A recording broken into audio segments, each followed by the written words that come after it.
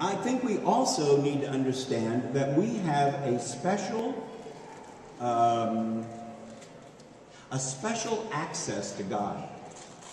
Now that may sound really arrogant, but the Bible is pretty clear that God has a preference for the poor, the dispossessed, the marginalized, and the despised. Yeah, I mean, think about the Beatitudes. Why does everybody love the Beatitudes?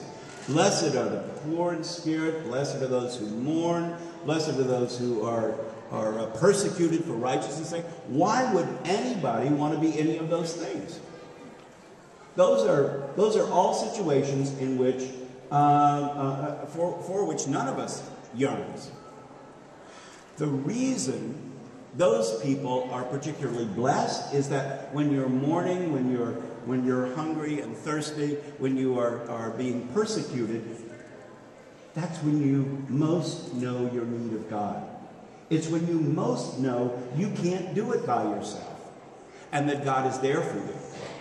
So it's not in the suffering that the blessing comes. It's what you're open to when you are suffering, which is the presence of God and God's abundant love and God's steadfast presence.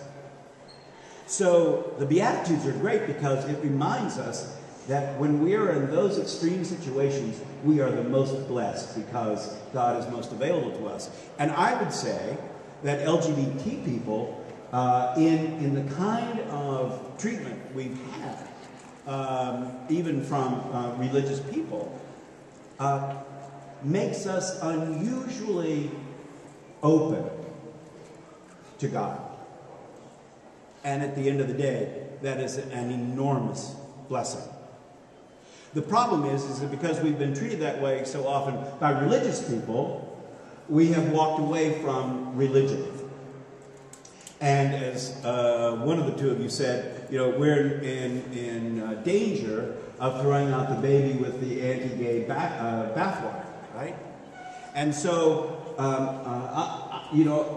I want to make an argument for not only us putting our spirituality and our sexuality together, but I'll go out on a limb here, putting religion and our sexuality together.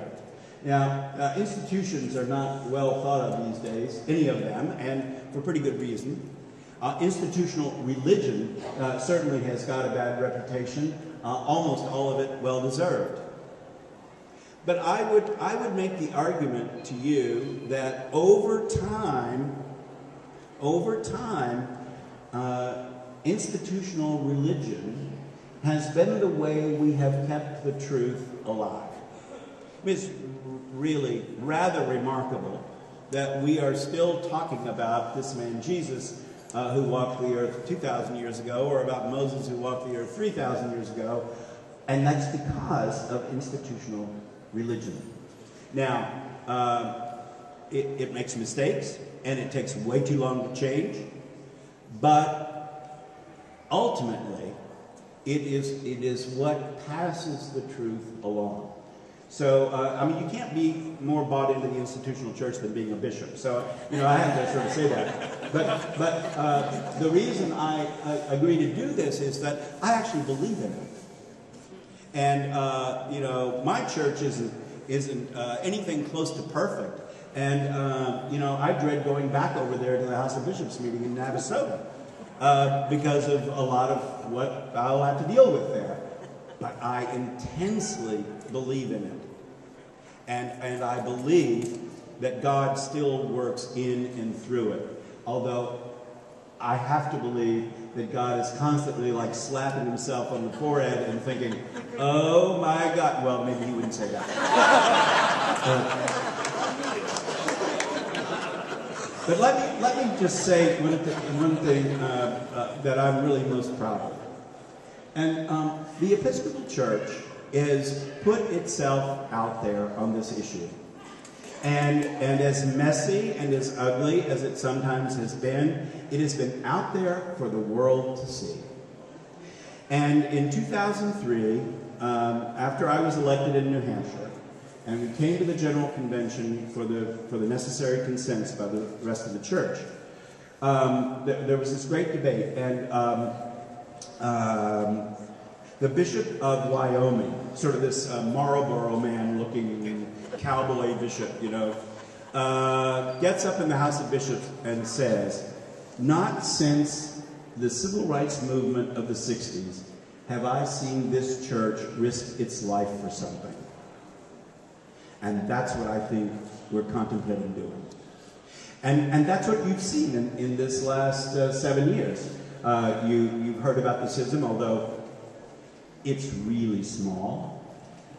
If to read the newspapers, you would think it was a 50-50 split. It's a small number of people who find it impossible to stay in a church that says it's going to love its gay and lesbian, bisexual, and transgender children as children of God. It's a small group, and I'm really sorry about that. But I am really proud of a church that has risked its institutional life on loving all of God's children.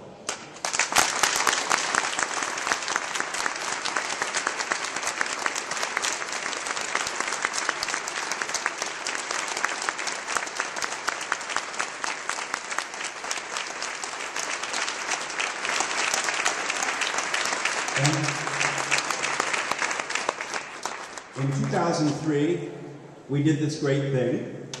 In 2006, at the next General Convention, we had heard from the rest of the communion that we had been bad boys and girls. And so we wondered if we had done the right thing. And in 2009, last summer, after thinking about that, whether we had done the right thing or not, we decided, no, we hadn't done the wrong thing. We had done the right thing, and that we were going to move forward. And in December, the Diocese of Los Angeles elected Mary Glasspool as the first lesbian bishop of our church.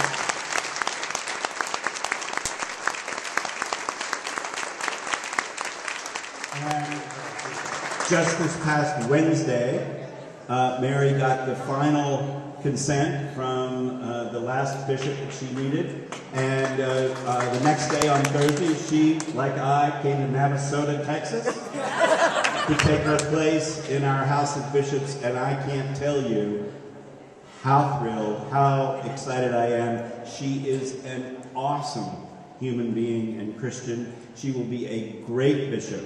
But more than that, it was the Episcopal Church's way of saying, no turning back.